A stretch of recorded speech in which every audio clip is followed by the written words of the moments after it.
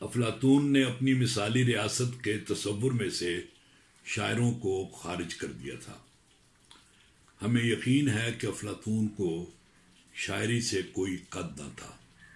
بلکہ شاعروں کے عرض کیا ہے والے رویے سے تنگ آ کر اس نے انہیں ایک ناکارہ مخلوق قرار دے دیا، کیونکہ شاعری کوئی ایسی چیز نہیں ہے جس سے کسی اہل ذوق کا اٹ کھڑکا رہتا ہو۔ البتہ اس سطح ارضی پر شاعروں کی ایک ایسی قسم ضرور موجود ہے جس کے شر سے لوگ پناہ مانگتے ہیں، اور یہ قسم وہی ہے جو جہاں بیٹھتے ہیں وہیں شعر اگلنا شروع کر دیتے ہیں۔ چنانچہ ضرورت اس امر کی ہے کہ جہاں دیوار و در کو پان کی پچکاریوں سے محفوظ رکھنے کے لیے